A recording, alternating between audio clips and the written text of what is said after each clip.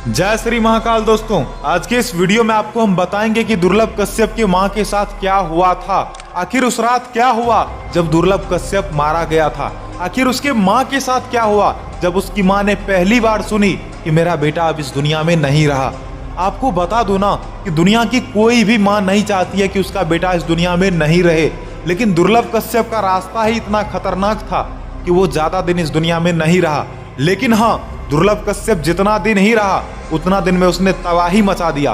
दोस्तों, आपको बता दूं कि दुर्लभ कश्यप मात्र 16 साल की उम्र में ही अपना गैंग बना लिया और इसके गैंग में बहुत सारे लड़के थे और जितने भी लड़के थे वो बिल्कुल निडर और साहसी। उन लोगों को किसी का डर नहीं होता था। यहाँ तक कि दुर्लभ कश्यप आज तक ना कभी कानून से डरा था ना आसपास के लोगों से डरा था।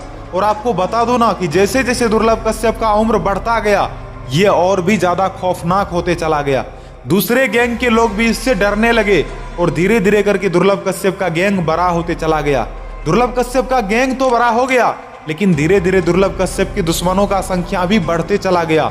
दुर्लभ कश्यप जब भी देर रात को अपने घर आता उसकी माँ कहती, बेटा थोड़ा संभल करके रहो, बेटा ये सब चीज नहीं करो, तुम क्यों इतना देर से आते हो, बेटा तुम समय से घर आया करो ना। क्योंकि बात ऐसा था ना कि दुर्लभ कश्यप के पिता दुर्लभ कश्यप के साथ नहीं रहते थे, वो कहीं दूर रहते थे, लेकिन उसकी माँ हमेशा उसके साथ रहती थी। लेकिन दिन भर दुर्लभ कश्यप अपने दोस्तों के साथ ही घूमता था, क्योंकि उसे दोस्तों के साथ घूमने में ही मजा आता था और वो दादागिरी वाला काम करता था, वो कभी भी डरता नहीं था। दुर्लभ कश्यप हमेशा चाहता था कि वो उज्जैन शहर का डॉन बने और डॉन बनने के लिए वो मात्र 16 साल की उम्र से ही हथियार रखना शुरू कर दिया। उसने 16 साल की उम्र से ही लोगों को डराना धमकाना शुरू कर दिया और ये बंदा कभी किसी से डरता नहीं था। दुर्लभ कश्यप का सिर्फ एक ही वसूल था कि जिंदगी में जो भी करना है खुद से करना है, किसी के सहारे नहीं करना है, और अंततः इसने खुद से ही करा।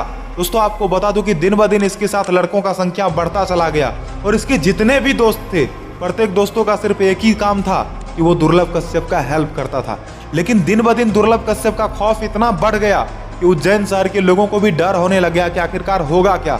लेकिन धीरे धीरे हुआ ये ना, धीरे धीरे इसके दुश्मनों का संख्या तो बढ़ता चला ही गया। एक दिन करीब रात के 1:30 बजे ये चाय की एक टपरी पर गया, यानी कि एक चाय की दुकान पर गया, और वहां जब ये पहुंचा तो इसके दुश्मन पहले से ही वहां तैनात थे। और आपको बता दूं कि सभी जो दूसरे गैंग के जो इसके दुश्मन थे उन लोगों ने इसे घेर लिया और घेरने के बाद इसे 37 बार इस पर चाकू से वार किया।